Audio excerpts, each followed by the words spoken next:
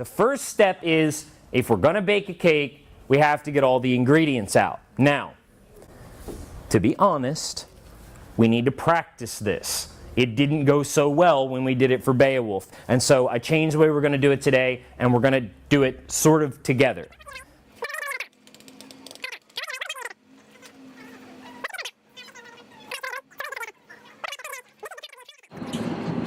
Once the essay has been assigned, we can begin planning as a whole class, and then quickly move into small group planning. Here, groups establish the broad strokes. They create a web or a list of ideas. Collaboration is key here.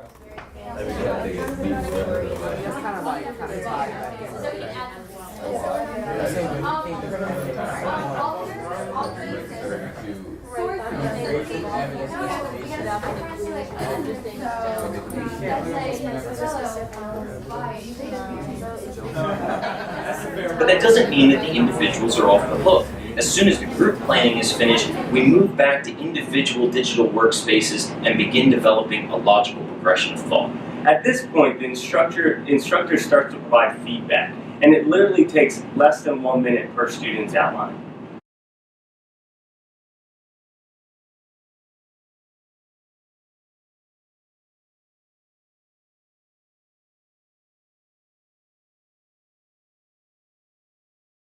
Once the instructor has provided some initial feedback, students can begin to add content and detail to their outline. Let the students work in any color or any font that they like. And make sure that they keep those level headings in as they go.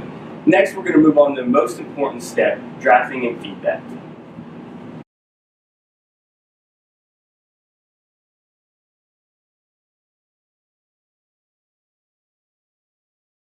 Very quickly to show everybody exactly how the outline tool in Google Docs works. So let's say that I went ahead and actually just typed out my outline, and it works very, very much like it does in Microsoft Word. So we would highlight a piece of text, and then over here we have this drop-down box, and we're going to go from normal text to title. And if I hit title, you'll see that it changes it. And what we need to do is then we need to go to Tools, and we're going to click on Document Outline. This is going to provide the outline on the left-hand side of the document. Now, let's say, for example, that I don't want that font really big when I change things, that I want it in, let's say, just normal 12 Times New Roman font. Well, what I could do is when I highlight this and I click on Title, I could go here and write Update Title to Match, and then anything, for example, anything that I gave the title heading to would actually match that. So I'll show you how that works. If I go with thesis paragraph is going to be red, and I'm going to grab thesis paragraph because this is one of the major headings, and I'm going to go here, I'm going to skip subtitle and go to heading 1, and I'm going to write update heading 1 to match. So we'll see there's thesis paragraph right there, but watch what happens when I go to body paragraph 1, reason the first. I'm going to click on heading 1, see how it's red, and boom, heading 1 matches. So let's select this information right here. This is the content of my thesis paragraph. I'm going to go up here and I'm going to go heading 2, and I want heading 2 to match and be size 12 font. And I'm going to go to present topic, and this is heading 2. I don't have to click that chevron on the right over there. I just go heading 2, and we see that we're building an outline.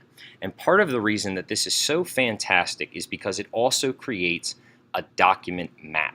So for example, if I go down here to conclusion, and I'm going to turn that to a heading level 1, and let's say I'm working at the top of my document. All I have to do is click on conclusion over here, and I go right to it. This is particularly useful if you are looking for citations, for example, or you just want to check out topic sentences or something like that. And you can, in fact, build an entire outline on the left-hand side just by using these heading buttons and create that outline that then students can write next to. And then when they're all done, they would have the text, and they would go back and delete all of these headings, and they would have an essay.